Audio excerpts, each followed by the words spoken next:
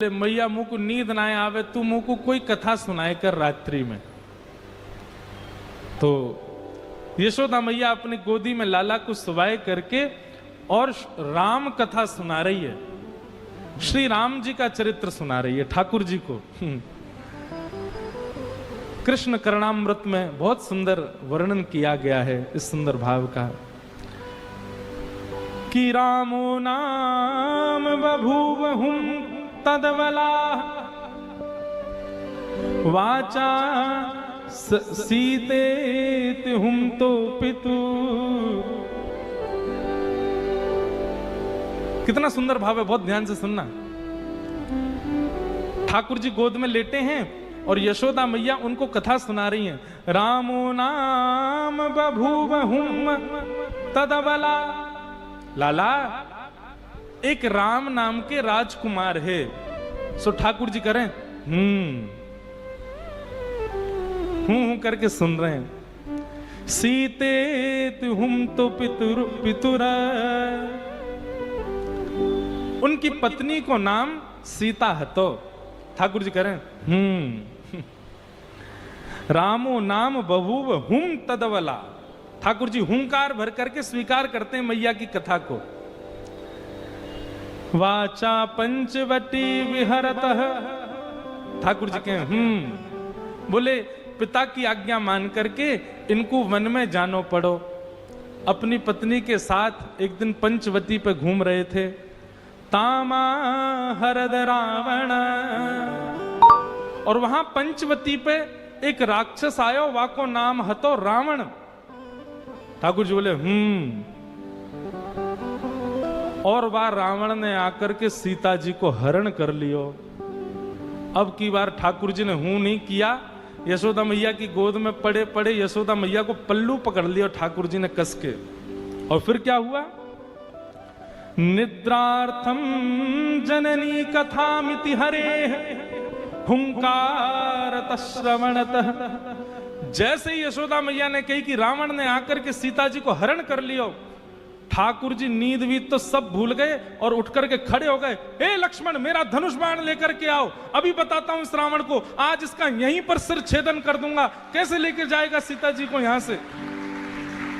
ठाकुर यशोदा मैया को, लाला लाला मेरा धनुष बाण कहां है? आज इस रावण को मैं यहीं देख लूंगा, ये मेरे सामने से कैसे ले? उस दिन तो मैं कहीं और चला गया था तो सीता जी का हरण कर लिया इसने, आज ये नहीं कर पाएगा। यशोदा मैया ने ठाकुर जी को पकड़ा, हृदय से लगा में। ठाकुर जी निकल निकल के भागे, बोले आज इस रावण को नहीं छोड़ूं। लाला लाला शांत है। अरे लाला तू तो मेरो लाला है। ठाकुर जी को अचानक याद आई, अरे मैं तो कृष्ण हूं। आहा।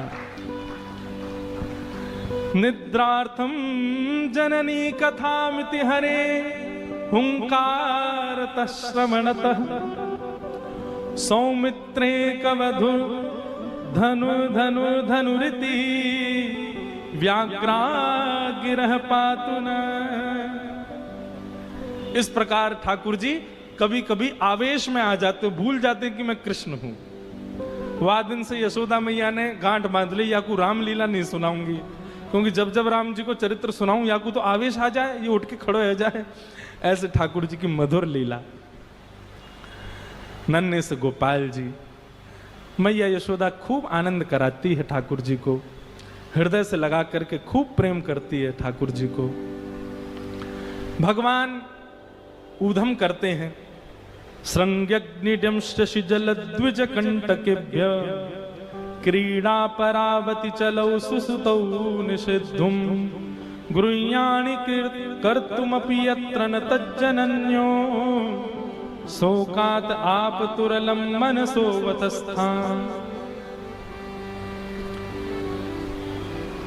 ठाकुर जी बड़े बड़े ऊधम मचाते हैं, लेकिन प्रथम करी हरि माखन चोरी।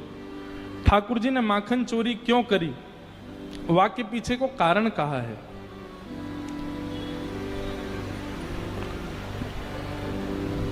अब हमारा मन तो होता है कि हम विस्तार से एक एक लीला कह दें, पर समय इतनी जोर से भागता है। परंतु आप लोग सुनो। ठाकुर जी ग्वाल बालों से कहते हैं, अरे ग्वाल बालों तुम सब इतने पतरे पतरे काहे को हो? तुम लोग माखन दूध दही ना खाओ।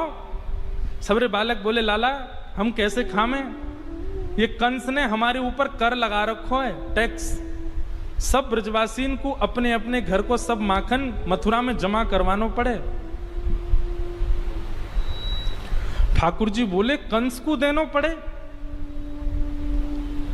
भगवान बोले अब मेरी आयु इतनी छोटी है, अभी मैं समझावे जाऊंगा कोई मानेगा नहीं मेरी बात को, बड़े है कि समझाऊंगा, लेकिन अभी कहा करूं, अभी कैसे दूध घी दही मथुरा जावे से रोकूं। सो ठाकुर जी ने सब ग्वाल बालन से कही भैया देखो राजी राजी नहीं मिले तो चोरी करके खाएंगे। ब्रजवासी सब बोले लाला तू जो कहेगो सो करेंगे लेकिन चोरी ना करेंगे। ठाकुर जी बोले क्यों, चोरी क्यों ना करोगे। ब्रजवासी बालक बोले लाला मैया यो के चोरी करवे ते ब्याह ना होवे, चोरी करवे ते कोई ब्याह को नहीं हमसे।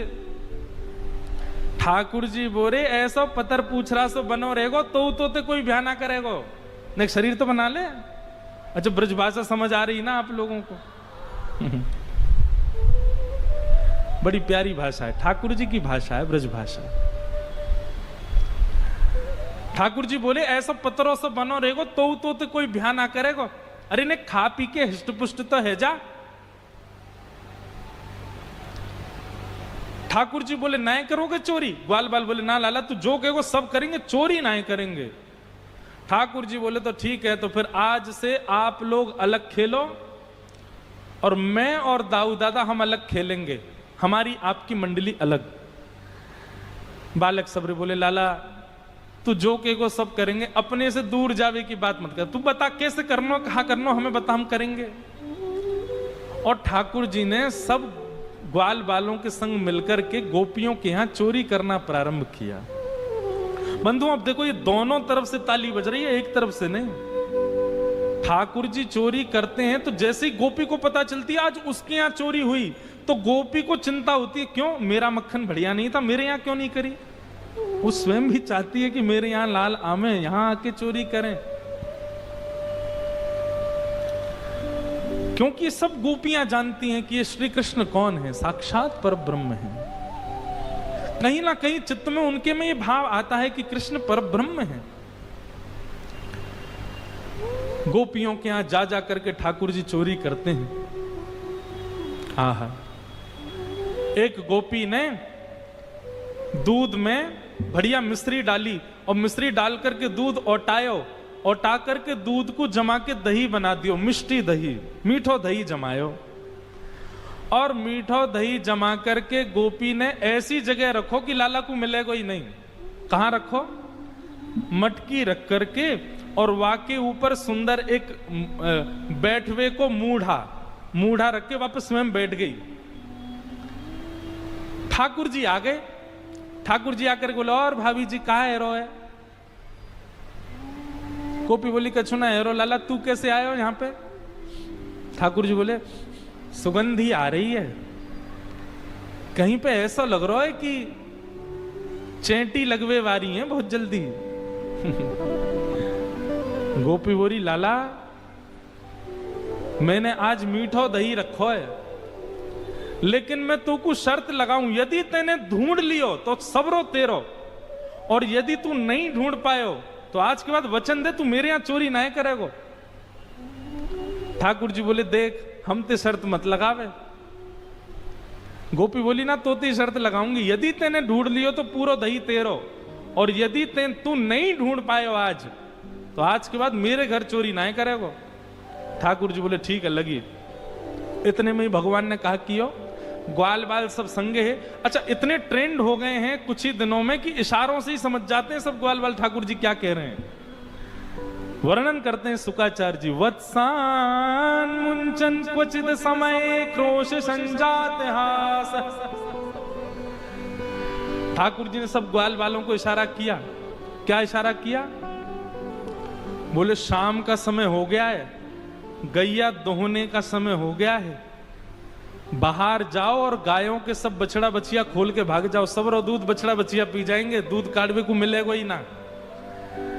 इतने में ही ग्वाल बाल दौड़ करके गए और गौशाला में जाके सब बछड़ा बछिया खोल दिए, और बछड़ा बछिया अपने अपने मैयान के थनन के मुख में लगा करके और पीन लगे। इतने में ही सब ग्वाल बाल आए, अरे गोपी तू यहां बैठी है, मां तेरी गैयान को सबरो दूध पी गए बछड़ा बछिया। गोपी ने उठ करके खिड़की में से देखी तो सब बछड़ा बछिया दूध पी रहे हैं, तुरंत भागी गौशाला को। ठाकुर जी ने मूढ़ा उठा के दूर किया और मिष्टी दही गोद में लेकर बोले हम ते शर्त लगावेगी हैं, लेकर के बैठ गए। ऐसा ऐसा उधम मचा में ठाकुर जी।